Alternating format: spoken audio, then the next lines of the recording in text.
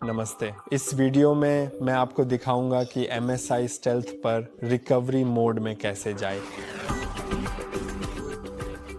आगे बढ़ने से पहले मुझे आपको यह सावधानी पूर्वक चेतावनी देना आवश्यक है कि अगर आप सिस्टम में कुछ ज़्यादा करते हैं तो यह BitLocker से लॉक हो सकता है।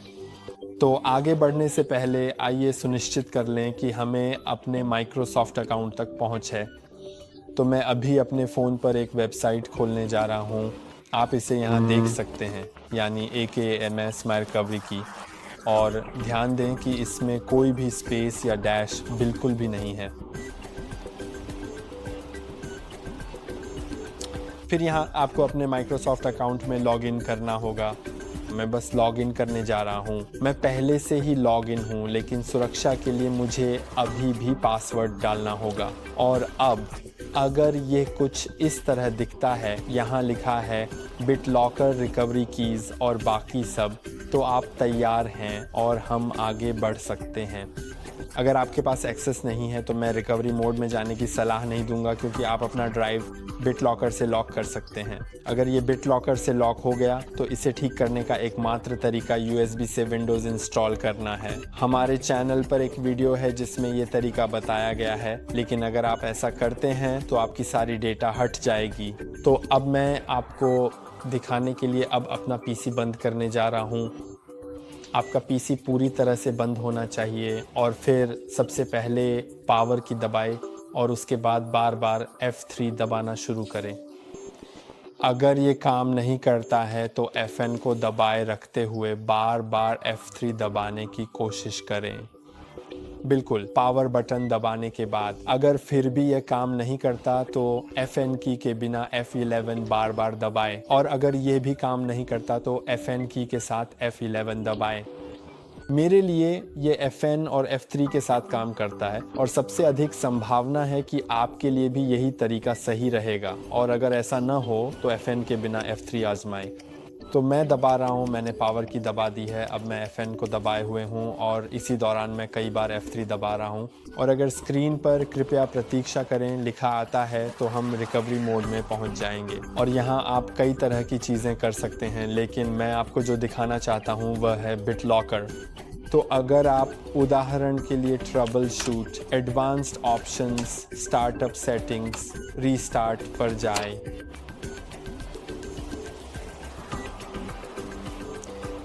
तो फिर ये आपके ड्राइव को BitLocker से लॉक कर देगा, जैसा कि आप देख सकते हैं। और अगर आप इसे अनलॉक नहीं करते हैं तो आप सिस्टम तक पहुंच नहीं पाएंगे जब तक कि आप USB ड्राइव से विंडोज़ इंस्टॉल न करें, जो कि निश्चित रूप से आपके सभी डेटा को हटा देगा। तो मैं अब एंटर पे क्लिक करने जा रहा हूं और अब यहां आप रिकवरी की ID देख सकते हैं। डैश से पहले का पहला सेक्शन ही वह है जिसे हमें यहां सूची में देखना चाहिए। तो यहाँ आपकी ID देख सकते हैं और मुझे वह ढूंढनी है जो मेरे पहले सेक्शन से सही अच्छी तरह से मेल खाती हो। ये दरअसल वह नहीं है।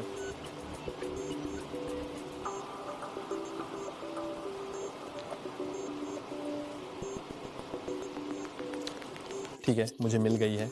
तो ये इस तरह दिखती है और ये पूरा लंबा कोड डैश के साथ इस फील्ड में डालना चाहिए। सुनिश्चित करें कि आप इसे सही तरीके से करें।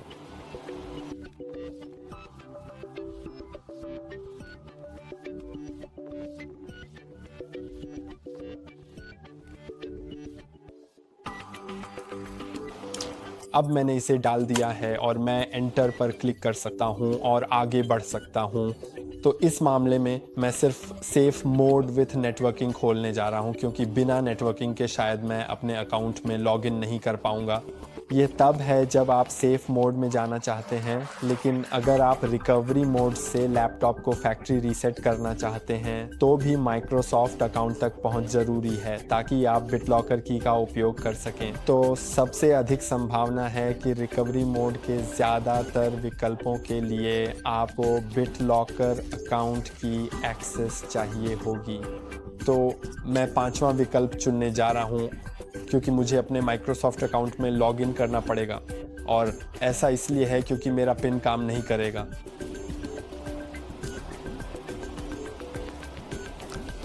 अब मैं सेटअप माई पिन पर क्लिक कर सकता हूँ।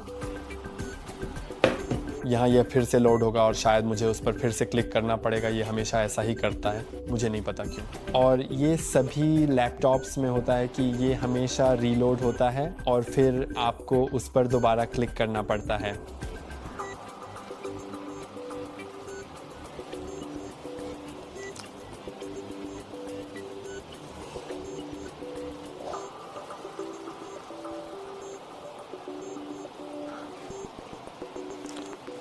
हाँ, और अब मुझे उस पर फिर से क्लिक करना है और यहाँ मुझे, ठीक है, इसके लिए मुझे इंटरनेट चाहिए। देखते हैं कि अब मेरे पास इंटरनेट एक्सेस है या नहीं। नहीं है तो मुझे ईथरनेट केबल लगानी पड़ेगी, जो मैं सच में नहीं चाहता।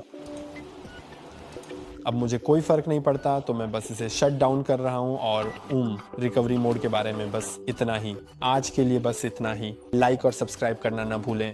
फिर मिलेंगे अगली बार।